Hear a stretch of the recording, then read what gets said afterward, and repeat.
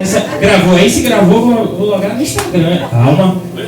Não é hora de entrar no mistério ainda não, daqui a pouco. Vocês estão bem, igreja? Amém. Glória a Deus. Aqui o mistério. Queridos, abram vossas Bíblias, por favor, no Evangelho de Lucas, capítulo de número 14, versículo de número 15. Lucas, o Evangelho de Jesus, segundo escreveu Lucas, é bem fácil de achar. Ele está entre Gênesis e Apocalipse. Tá bom? Bem fácil. Se procurar, você acha. Lucas, capítulo de número 14, ou 14, versículo de número 15.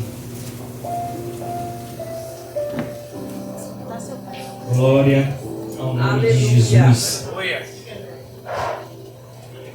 Quando eu terminar, como já é de costume, por favor, deixe a sua Bíblia aberta. Todo mundo achou? Amém? Amém. Pronto. Diz assim a palavra de Deus. A parábola da grande ceia. E ouvindo isso, um dos que estavam com ele à mesa, disse-lhe: Bem-aventurado o que comer pão no reino de Deus. Porém ele, Jesus, lhe disse: Um certo homem fez uma grande ceia e convidou a muitos. E à hora da ceia, mandou seu servo dizer aos convidados: Vinde, que já está tudo preparado. E todos a uma começaram a excusar-se ou desculpar-se. Disse-lhe o primeiro: Comprei um campo e preciso ir vê-lo. Rogo-te que me hajas por excusado. E outro disse: Comprei cinco juntas de bois e vou experimentá-los. Rogo-te que me tenha por excusado. E o outro disse: Casei e, portanto, não posso ir. E voltando aquele servo, anunciou essas coisas ao seu senhor. Então o pai de família, indignado, disse ao seu servo: Vai depressa pelas ruas e bairros da cidade, e traz aqui os pobres, os aleijados, os mancos e os cegos. E disse o servo: Senhor, feito está como mandaste, e ainda há lugar. E disse o Senhor ao servo: Sai pelos caminhos e atalhos, e força-os a entrar, para que a minha casa se encha. Porque eu vos digo que nenhum daqueles varões que foram convidados provará da minha ceia. Igreja, alguns dias atrás, essa mensagem ela foi pregada aqui na igreja por uma pastora. Só que ela não entrou muito no texto, só que esse texto eu já estava de olho nele e ela pregou e eu fiquei com água na boca, eu fiquei lendo o texto e eu falei: eu não vou pregar porque tem gente que vai achar que eu vou querer pregar por cima, e não é nada disso. Eu quero pregar porque eu senti de Deus de pregar essa mensagem. Bem, é bom deixar claro para você não pecar, para dizer que eu estou desfazendo da pregadora. Esse texto me chama muito a atenção, igreja, por todo o contexto. É claro que a Bíblia está separada em tópicos aqui dentro desse capítulo de número 14 do Evangelho segundo escreveu Lucas. O texto começa dizendo no começo do capítulo 14 que Jesus foi convidado por um dos principais dos fariseus para um jantar, para uma ceia, para um banquete, para uma festividade na casa dele. Lucas 14:1 vai dizer que era sábado. E a gente sabe que nos tempos de Jesus existia um ritual, existia uma religiosidade muito grande em torno do sábado. Só que o intuito dessa ceia não era para honrar Jesus. O intuito dessa ceia não era para poder celebrar o que Jesus estava operando. O intuito dessa ceia não era que os fariseus aprendessem com Jesus. O intuito dessa ceia era tentar pegar Jesus no erro. E a maior prova disso é que o texto vai dizer em Lucas 14, versículo de número 2, que quando Jesus entra naquele lugar, havia um homem hidrópico. O que é isso? Um homem que possuía um inchaço, um edema numa parte do corpo, a qual a Bíblia não vai dizer onde era. Era um homem enfermo. Quando Jesus entra naquela casa para poder comer o pão, como está no versículo de número 1, Jesus se depara com esse homem enfermo. O 3 vai dizer que Jesus, tomando a palavra, falou aos doutores da lei, ele perguntou aos doutores da lei e aos fariseus: é lícito curar no sábado? Olha a mentalidade de Jesus. Jesus entrou naquele lugar com uma espécie de armadilha. E com uma pergunta, Jesus muda o cenário. Algum sábio disse por aí que o que move o mundo não é a resposta, é a pergunta. E é por isso que, se você observar na Bíblia, Jesus mais pergunta do que afirma. Porque muitas das nossas respostas estão diante dos talvez de Deus. Quando Jesus pergunta para aqueles fariseus e doutores da lei: é lícito curar no sábado? Eles se calam. Porque da mesma forma que eles sabiam que Jesus já curava no sábado, eles queriam pegar Jesus em tropeço. Só que Jesus responde para eles: vem cá, qual de vocês, se tiver um boi ou se tiver um jumento que caindo em um buraco no sábado, vocês não vão resgatar? O intuito dessa pergunta de Jesus não é o cuidado para com os animais. Em Israel o contexto era a agricultura, era o cuidado de animais. Então toda a renda que aquele povo tinha vinha daí.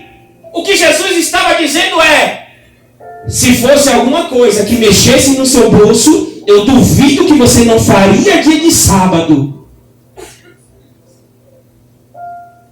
Aí o texto diz no versículo de número 6: e nada lhe podiam responder sobre isso. Sabe por quê, irmão? É difícil ganhar de um crente que é cheio do Espírito Santo e um crente que tem base na palavra. É difícil ganhar de um crente que tem intimidade com o dono do céu. É difícil ganhar de um crente que tem vida de oração. Ah, mas ele não sabe ler, ele não sabe falar, ele não sabe pregar. Mas está escrito: não fiquem com medo, porque eu, Senhor, colocarei a palavra na sua boca para que você fale diante deles. É difícil vencer de um crente que tem autoridade. E a autoridade é o que Jesus mais tinha. Porque curar o sábado era a pior coisa que existia. Curar durante o sábado era a pior coisa que existia. E quando Jesus entra naquela casa e ele cura aquele homem, é a mesma coisa que alguém te convidar para ir na casa dele e você colocar o seu pé sujo em cima da mesa. Mas deixa eu falar uma coisa para você. Jesus é um Jesus que quebra protocolo. Jesus é um Jesus que, quando ele chega, ele muda aquilo que está fora do lugar.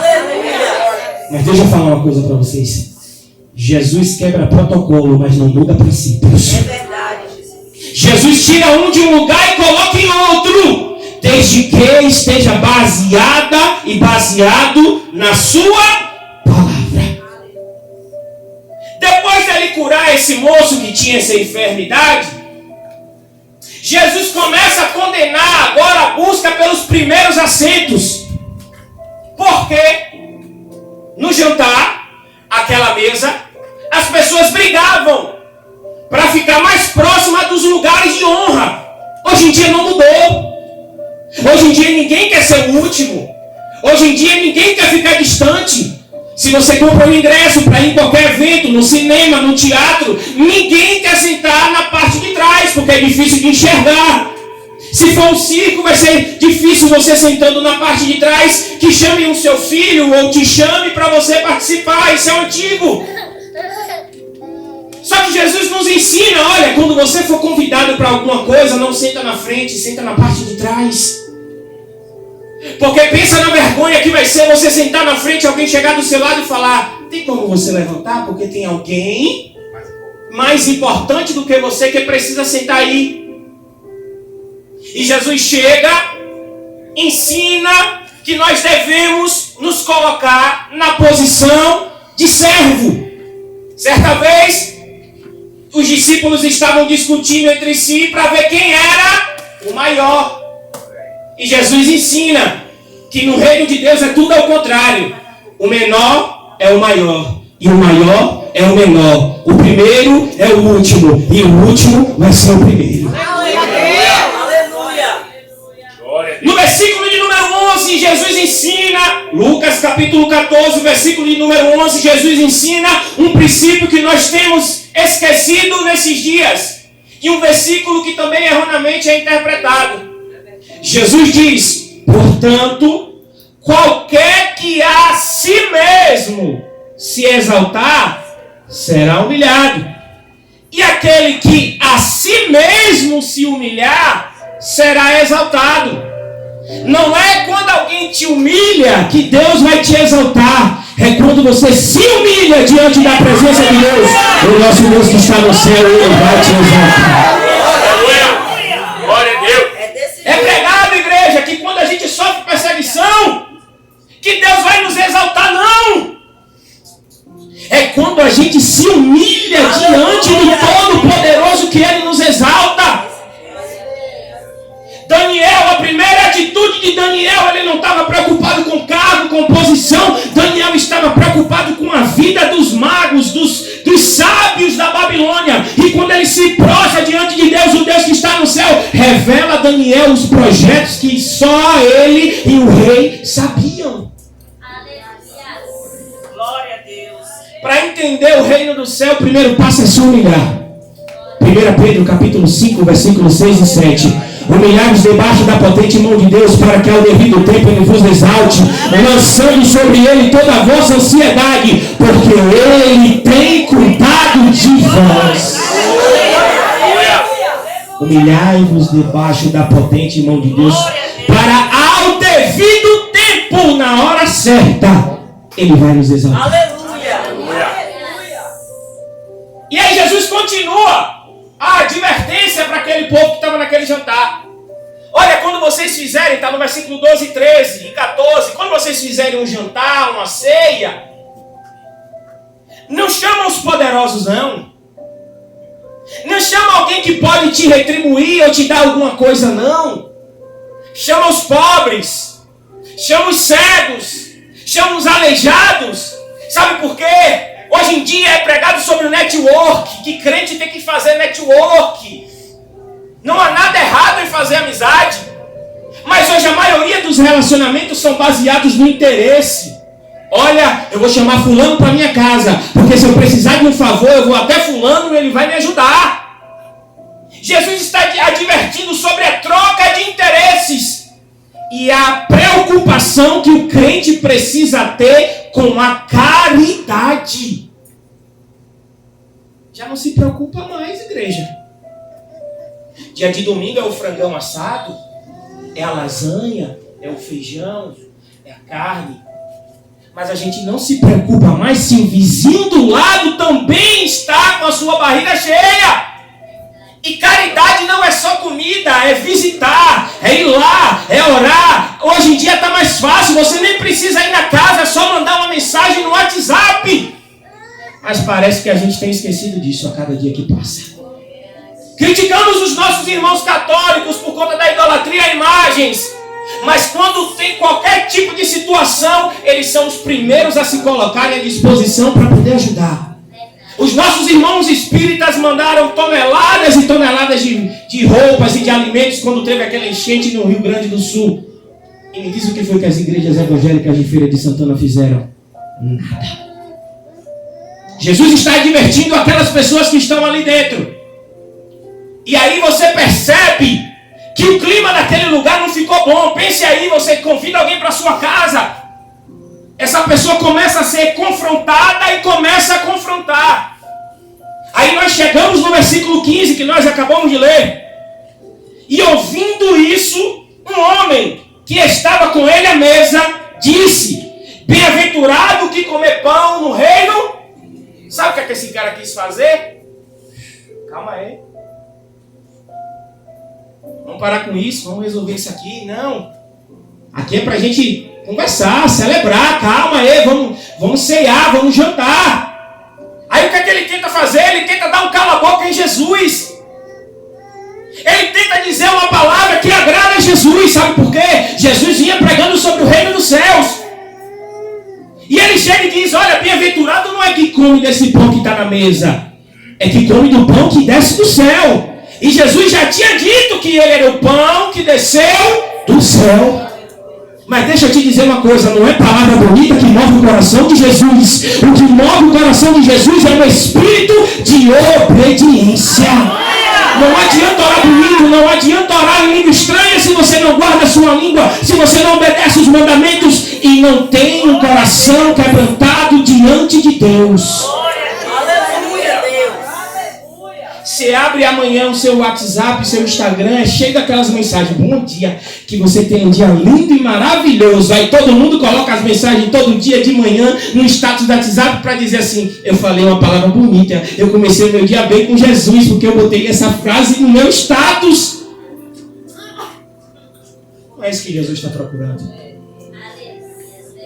Não é isso que Jesus está procurando. Eu não vou nem entrar aqui para não estreitar o negócio. Aí Jesus, no 16, interrompe ele. Ei, porém, ele lhe disse.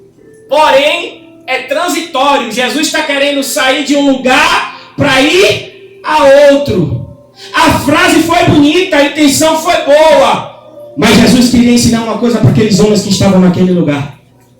Jesus começa a contar uma parábola dizendo: olha, um certo homem fez uma grande ceia e convidou a muitos.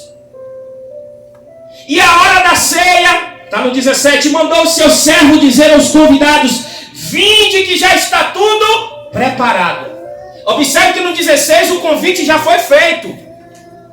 Jesus já tinha emitido o cartão do convite, já tinha chegado no WhatsApp: olha, eu vou fazer um banquete. Jesus não, perdão. O homem que preparou o banquete, que é simbolizando Deus que está no céu. Ele preparou e convidou muitos. E no 17 ele diz: olha, vem que já está tudo pronto. Se você faz uma festa de aniversário e as pessoas dizem que não vão, você cancela.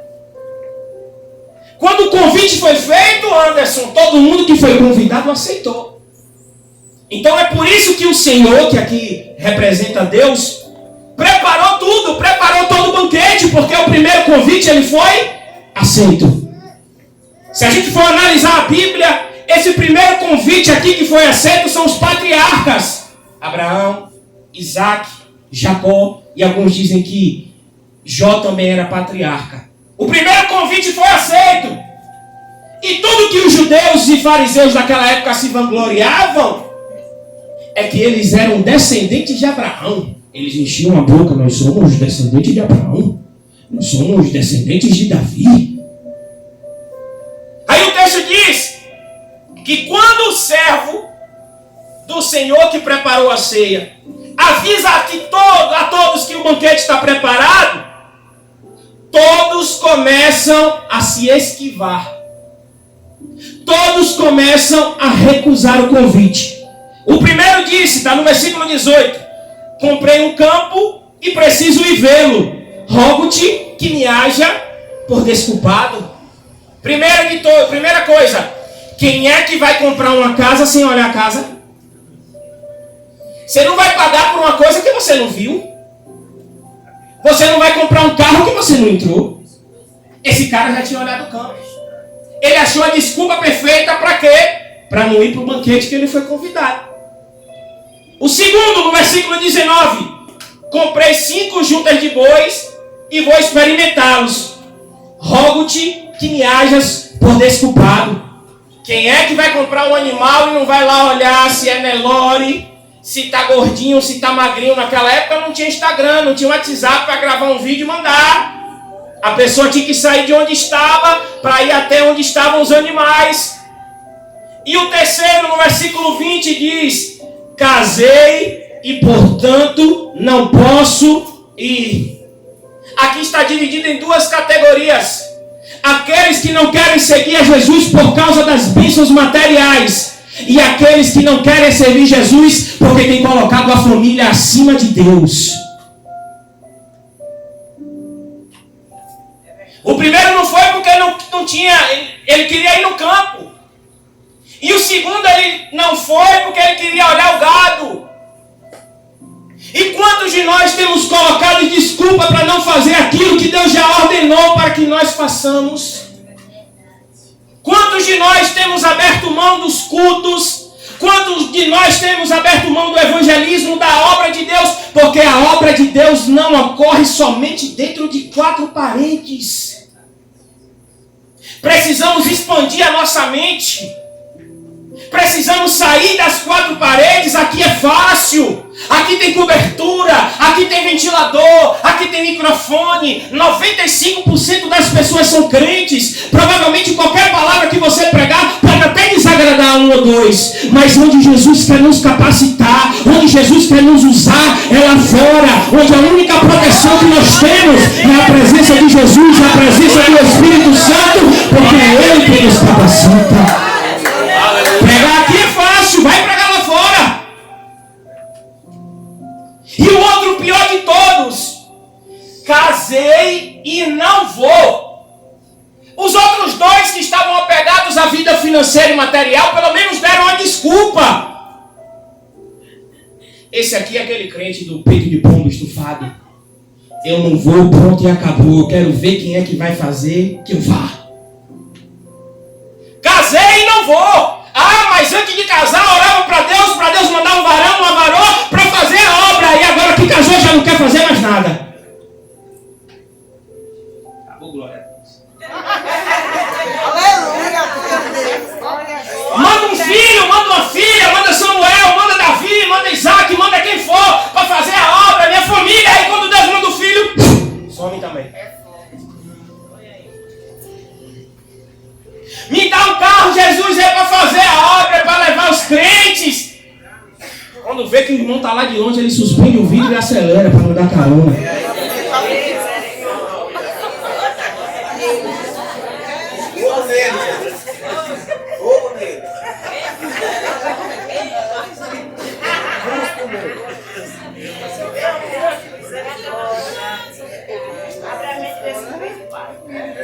Mas você sabe de quem Jesus está falando?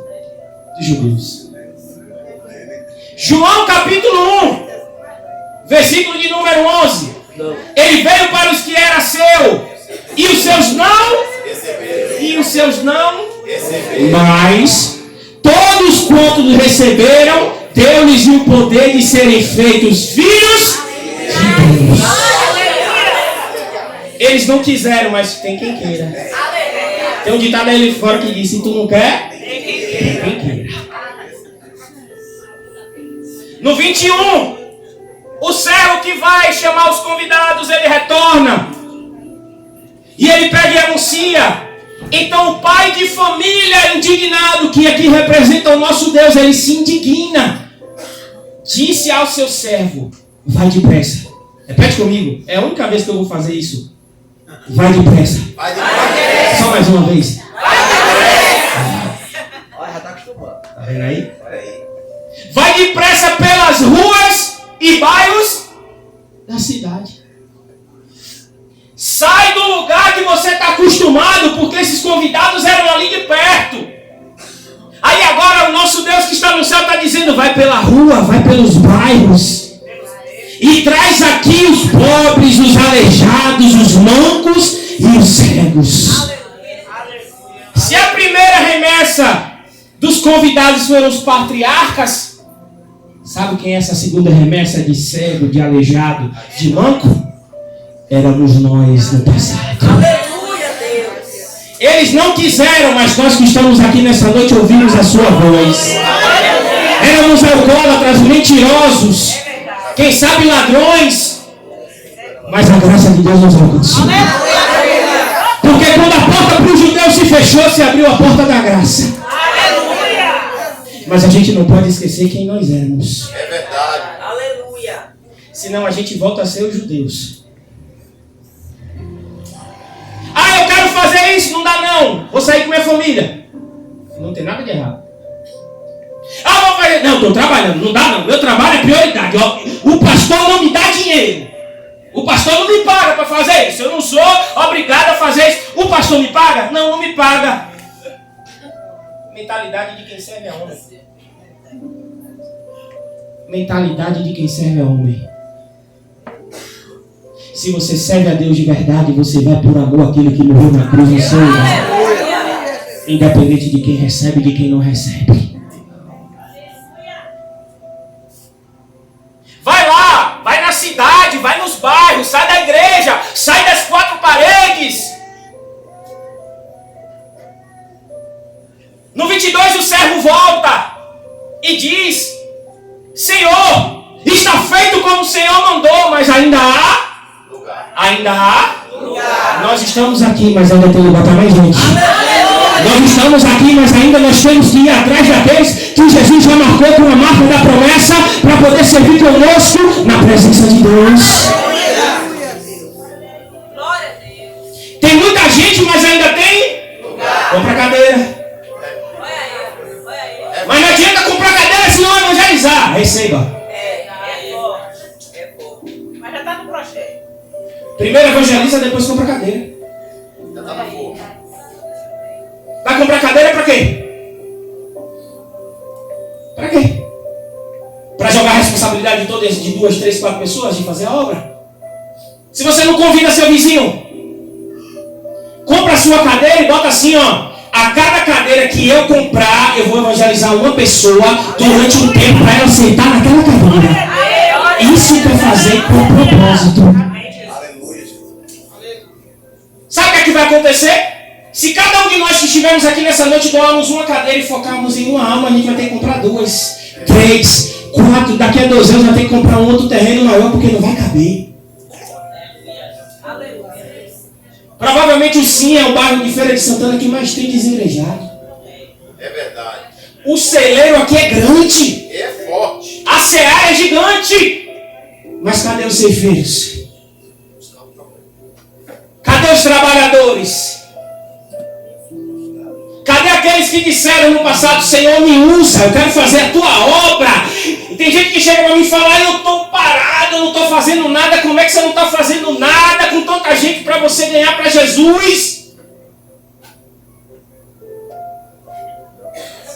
Senhor, está feito como o Senhor mandou, mas ainda tem lugar. Aí ele diz mais no 23, já estou encerrando. E disse o Senhor ao seu servo: sai pelos caminhos e atalhos e força-os a entrar. Caminhos são lugares distantes. Tem tradução aí que está valada, não é isso? Valada? Com valados. Sabe o que é isso?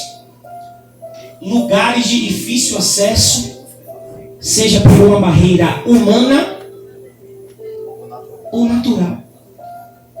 Sabe o que é isso? Onde ninguém quer ir.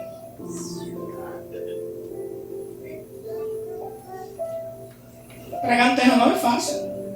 Vai andando lá pro São Roque, pregar lá no São Roque. Capaz de você sair de lá apanhado. Tá bonito o lugar. Mas é esse lugar que Jesus vai nos mandar. Mas Ele não vai nos mandar, sabe por quê? Se Ele olhar para a minha e para a tua situação espiritual, Ele sabe que a gente não está preparado. Ele sabe que a gente precisa descer um pouquinho mais. E descer no reino de Deus não é regredir, é crescer. Porque toda vez que Deus quer fazer um homem grande, toda vez que Deus quer levantar um homem, primeiro Ele abate. Jeremias, levanta-te e desce. Porque lá eu falarei contigo. Aleluia. Filho do homem, põe de pé, porque eu falarei contigo, disse Deus para Ezequiel. E disse Deus para Josué: levanta-te, o teu servo Moisés é morto, mas agora chegou a vez de te usar. Aleluia, Deus. Toda vez que Deus quer fazer um homem grande, primeiro Ele vai destruir, Ele vai quebrar, Ele vai amassar, Ele vai jogar no chão, Ele vai bater, porque Ele é o oleiro e nós somos os vasos na mão dele. Glória a Deus. E essa frase aqui eu fiquei doido. Eu falei: meu Deus, o que é isso? Eu não sei o que é isso. Vai lá pelos caminhos, pelos valados, e força-os a entrar. Sabe o que é isso? Deus está mais preocupado em nos salvar do que nós estamos preocupados em nos salvar. Em outro contexto, o que o texto quer dizer é: usa toda a sua força e traz ele para minha casa. Usa toda a tua inteligência. Usa toda a tua sabedoria. Usa toda essa conversa bonita que você tem. Usa toda essa beleza, esse charme. Não é sensualidade não, mas usa essa sabedoria que Deus te deu. Usa esse talento que Deus te deu e começa a trazer mais gente para a casa do Pai. Aleluia. Força a entrar, convence esse povo. O Espírito capacita. Só que aí Jesus dá o veredito. 24, porque eu vos digo que nenhum daqueles varões que foram convidados provará da minha. Não tem salvação sem Jesus. Se não me confessares diante dos homens, eu os rejeitarei diante do Pai. Mateus capítulo 10. Só que tiveram os aleijados, os pobres, os mancos e os cegos que aceitaram o convite. Temos nós que estamos aqui nessa noite que aceitamos o convite. Aleluia! Aleluia, Deus! Mas não para por aí. Porque aceitar convite para comer banquete é fácil. Eu quero ver o que vem depois do banquete. Muitos aceitam Jesus e param por aí. Crente que aceitaram o convite. Mas depois do convite tem um próximo passo. E é aqui que tem muita gente que parou. Porque receber convite de Deus para banquete é fácil. Eu quero ver aceitar convite de Deus para ir para o deserto. Eita, é forte. É verdade. Olha o 25. Ora, ia com ele uma grande multidão. E voltando-se, disse. Irmãos, dá a entender que Jesus estava caminhando com aquela multidão ali. E de repente parece como se fosse alguém que se lembrasse de alguma coisa. Ó, e tem mais. Ou, tem um detalhe, tem uma coisa que eu ainda não falei para vocês, porque convite para banquete é fácil. Agora tem um efeito colateral de quem aceitou o convite para o banquete. Se alguém vier a mim e não aborrecer seu pai, sua mãe, sua mulher, seus filhos, seus irmãos, suas irmãs, e também a sua própria vida, não pode ser o meu discípulo. Que coisa fácil. Que mamão com açúcar. Que coisa maravilhosa. É mãe, é pai, é mulher, é filho, é irmão, é irmã. É assim mesmo. Não pode ser o meu. Não tem jeito. Tem que abandonar tudo para seguir a Ele. Aqui não é Paulo, aqui não é Pedro, aqui não é ninguém. É o próprio Jesus que está dizendo. Aqui não tem interpretação, não tem pré-tribulacionista, pós-tribulacionista, não tem nada. Aqui é palavra de Jesus para o meu e para o teu coração. É por isso que dói. É por isso que você fica, será? Porque a palavra dele confronta.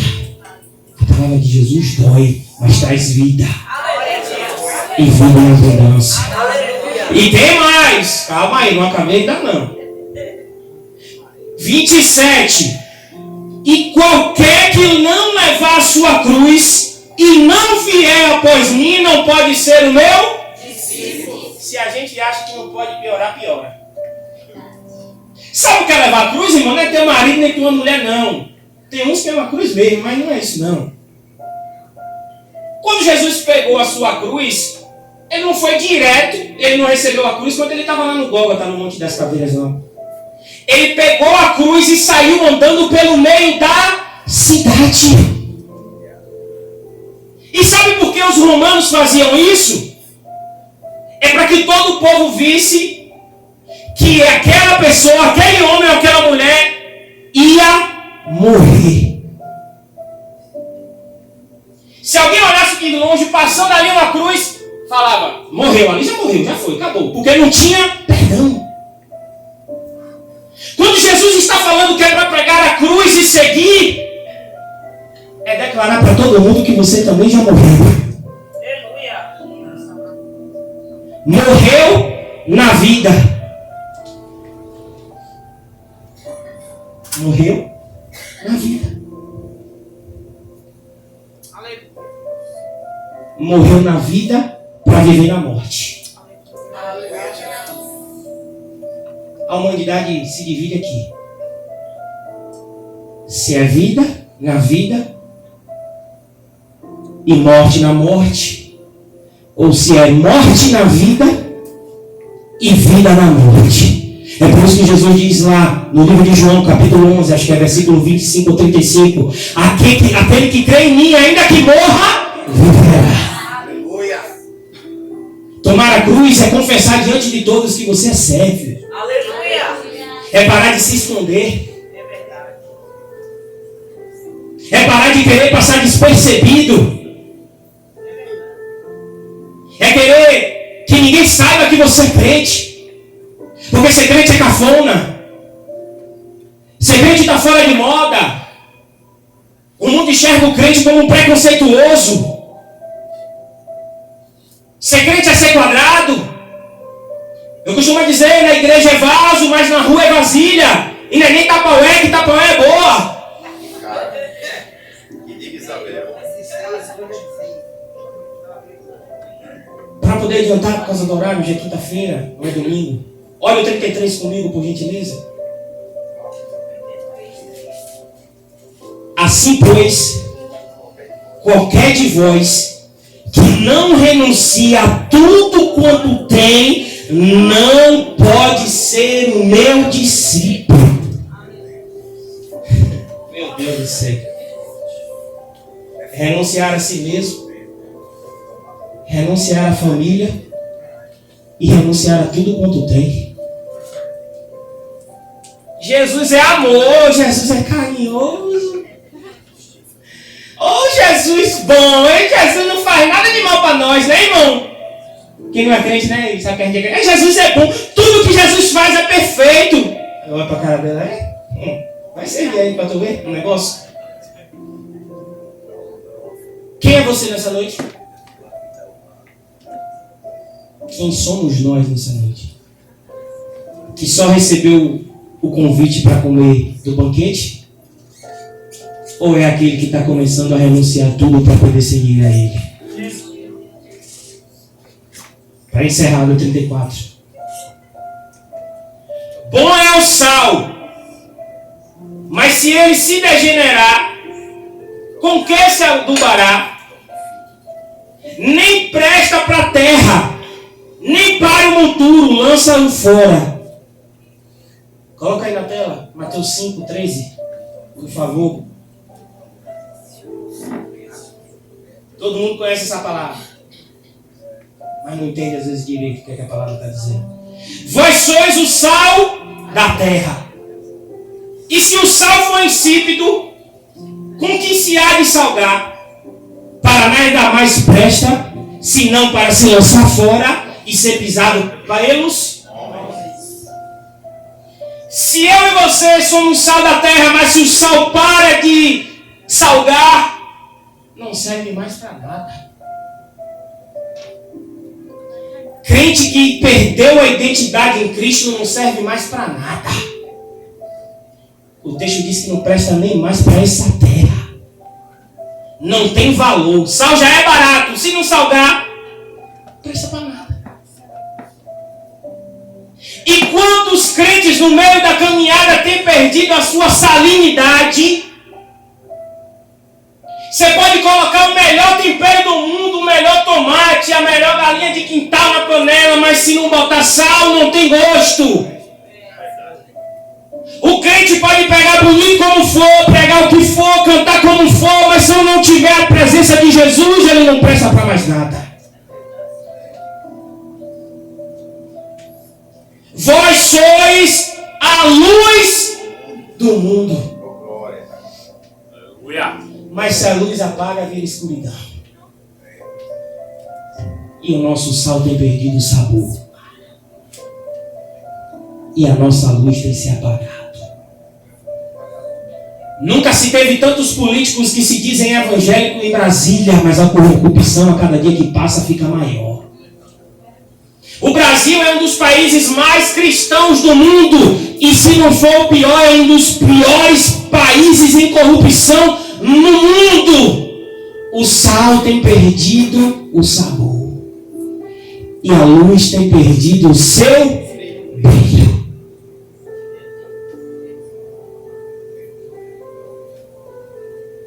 Vai depender de você.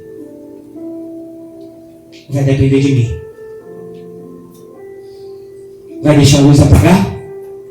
Vai deixar o sal perder o sabor? Ou a partir de hoje nós vamos sair daqui e viver uma vida diferente? Você sabe por que o sal não pode perder o sabor e a luz não pode se apagar? Senão a gente fica igual o judeu. Porteiros da graça de Deus. Jesus fala: cuidado para não ser porteiro. Porque as prostitutas estão entrando pela porta do templo, mas aqueles que se dizem corretos estão ficando na porta do templo.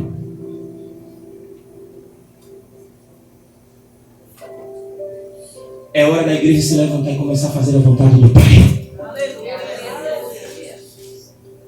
Você era cego, manco, coxo, aleijado, mas hoje você não é mais. Mas está na hora do antigo coxo, do antigo aleijado, do antigo cego, e atrás do cego, do aleijado, do coxo, para encher a casa do Pai. Sabe por quê? Na casa de meu Pai tem muitas, são poucas ou muitas? Ainda há espaço para nós, ainda há espaço para a nossa família, mas também há espaço para aqueles que estão lá fora, porque Jesus tem compromisso também com aqueles que estão lá fora. Mas como vão crer se não há quem pregue? Não vão. E essa missão não é para o anjo, para os anjos, não. Essa missão é para nós que estamos aqui nessa noite. Amém? Se coloque de pé em nome de Jesus. É fiel, Jesus. Aleluia.